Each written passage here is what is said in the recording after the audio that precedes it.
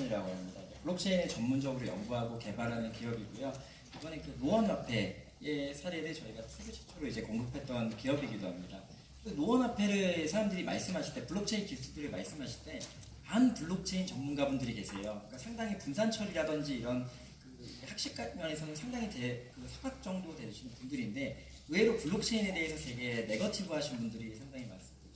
먼저 지금 대한민국에서는 사실은 블록체인으로 무엇을 만든다는 것은 사실 불가능에 가까울 정도로 일반적인 규제들에 많이 쌓여 있습니다. 그러니까 우리가 말하는 지금 블록체인과 암호화폐는 뭐 분리해야 된다, 분리하지 말아야 된다, 그리고 이제 규제를 해야 된다라는 말씀들을 하지만 사실 암호화폐에 대한 규제 이슈 때문에 정작 블록체인에 대한 지능에 대한 이런 법안들은 사실 논의도 되지 못한 것 같고 오늘 이 자리가 가장 처음인 것 같습니다.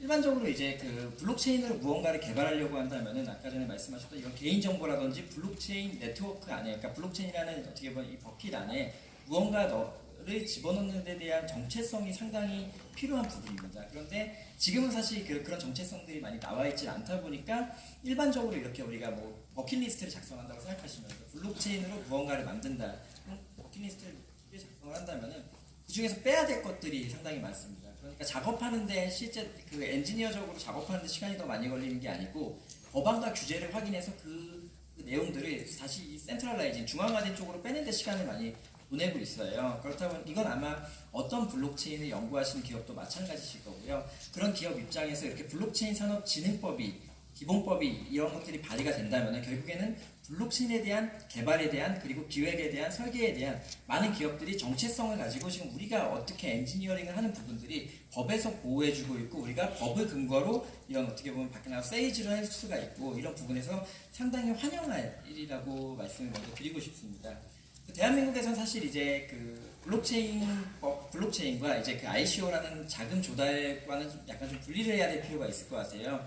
자금 조달 같은 경우는 사실 이제 왜 ICO를 해야만 했니, ICO는 정말 불법 아니니, 뭐 이렇게 말씀을 하시는 분도 많이 계신데 사실 대한민국에서 이 투자를 받으려면 어떻게 해야 되는지 생각해 보시면 될 것 같아요.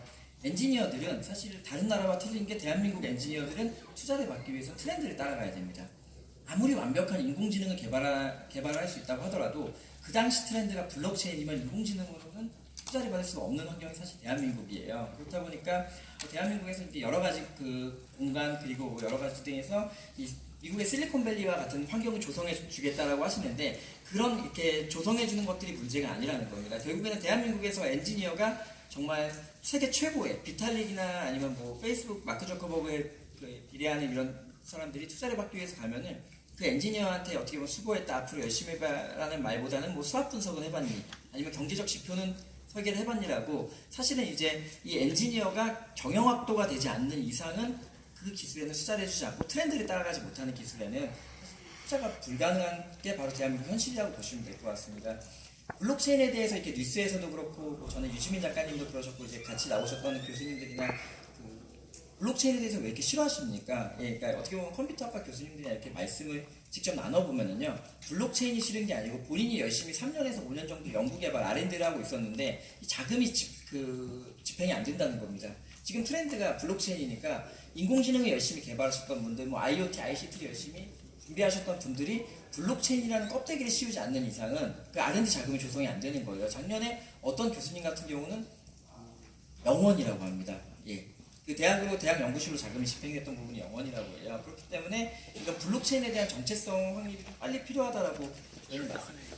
그러니까 블록체인 자체는 우리가 이런 전통적인 이런 농업 같은 산업들처럼 전통적으로 우리가 천천히 조심히 보수적으로 나가야 될 기술은 전 개인 업체들 입장에서는 아니라고 생각합니다. 우리가 글로벌로 경쟁력을 갖추기 위해서는 신속성이라는 게 상당히 필요합니다. 그래서 오늘 법안에서 사실 너무 좋은 법안이에요. 이 기본법을 분명히 외국에서는 배우고 나가는 사례들도 많이 생길 거고요. 여기서 각종 긍정적인 부분들 그리고 부정적인 부분들이 나올 겁니다. 그런데 어떤 산업이 하나가 발전하기 위해서는 긍정이든 부정적인 요소든 다 하나의 케이스 스터디가 된다는 부분이에요. 전 세계에서 아마 대한민국을 지켜보지 않을까 생각을 하고 있고요.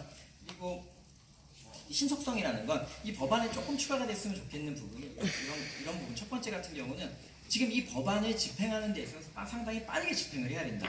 뭐 이런 부분들이죠. 그러니까 여기 법안의 보면 여러 가지 검토해야 될 사항들이 많이 나옵니다. 근데 검토에 대한 기한이 나와 있지 않아요. 그렇게 되면 스타트업은 좋은 기술을 검토를 또 요청을 드려놓고 또 이제 무기한으로 기다리게 되는 거죠. 당연히 경쟁력에서 도태해질 수밖에 없는 상황이 올 거고요. 그래서 이렇게 좋은 법안이 만약에 발의가 되게 된다면은 신속성이라는 것도 좀 그 안에 들어갔으면 어떨까라는 말씀을 드리고 싶습니다. 그리고 이제 ICO에 대해서는 사실은 이제 그 금융위원회도 나와 계시고 많은 분들이 우려를 하시는 부분은 자금을 모으는 부분이 아닌 것 같아요. 그 자금을 모으는 이유라든지 그 모은 자금을 집행하는 거에 대해 사실 리스크가 많이 나오거든요. 예를 들어서 그런 부분들이죠.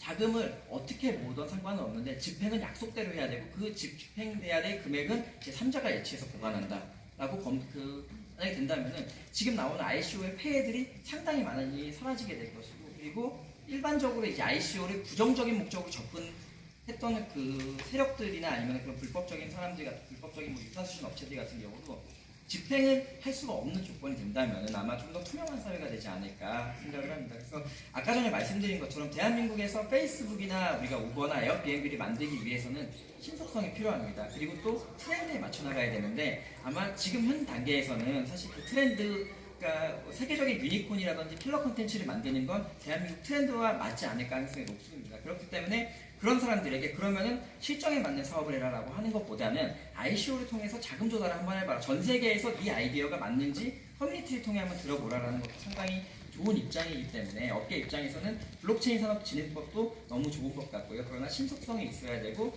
이 안에 들어가 있는 이런 디지털 토큰 등의 ICO에 관련된 법안에 대해서는 좀 더 명확성이 있고 이런 리스크를 좀 확인을 해야 되지 않을까 그렇게 저는 개인 기업 입장에서 말씀을 드리고 싶습니다. 감사합니다. 네, 감사합니다. 일단 신속성